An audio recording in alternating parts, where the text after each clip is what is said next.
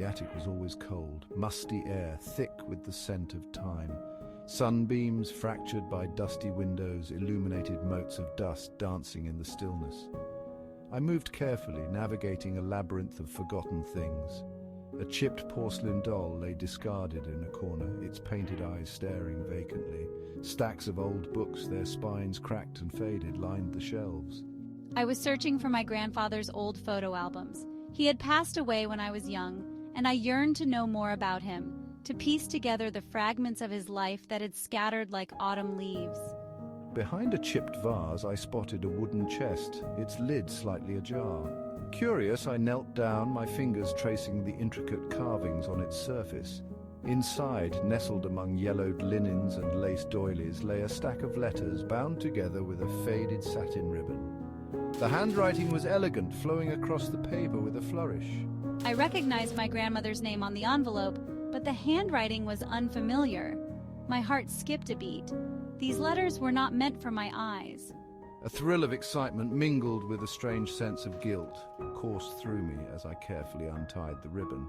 The paper felt brittle beneath my fingertips. I unfolded the first letter and began to read. Mom, you never told me Grandma had a secret admirer. My voice was hushed, tinged with a mix of surprise and amusement. I sat across from my mother at the kitchen table, the letter spread out between us. The winter sun cast long shadows across the room, painting everything in shades of grey. What are you talking about? This letter, it's addressed to Grandma, but it's not from Grandpa. It's from someone named Clara. Silence descended upon the room, heavy and suffocating. My mother's eyes darted to the letter, then back to me, a flicker of something unreadable in their depths.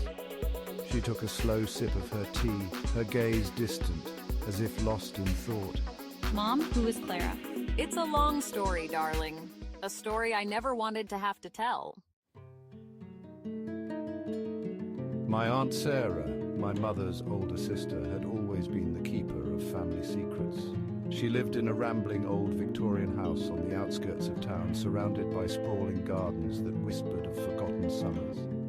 As I knocked on her door, a knot of apprehension tightened in my chest. Aunt Sarah greeted me with a warm smile and ushered me into her cozy living room, its walls lined with bookshelves and family photographs. The air was thick with the scent of lavender and Earl Grey tea. I wasted no time in revealing the letter and my discovery. As I spoke, Aunt Sarah listened intently, her gaze fixed on the flames dancing in the fireplace. When I finished, a heavy silence settled between us. Clara. She was your grandmother's dearest friend. They met during the war, both working as nurses. Aunt Sarah went on to explain the depth of their bond, a love that dared not speak its name in those times. They shared a connection that transcended the boundaries of societal expectations, finding solace and strength in each other's arms during a time of immense turmoil and uncertainty. As the sun began its slow descent, casting long shadows across Aunt Sarah's garden, I felt a profound sense of closure wash over me. The discovery of my grandmother's hidden love, a love that had been silenced for decades, had unearthed a wellspring of emotions within me.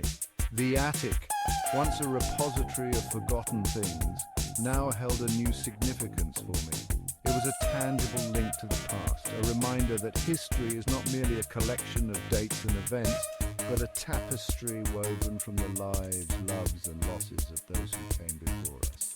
Holding Clara's letter in my hand, I realized that the truth, however painful or unsettling, has a way of demanding to be heard. And in giving voice to these untold stories, we honor the past and pave the way for a more compassionate and understanding future. The weight of their secret, a love denied, now rested in my hands, a poignant reminder of the enduring power of human connection. I vowed to keep their memory alive, a testament to the courage it takes to love freely, even in the face of adversity.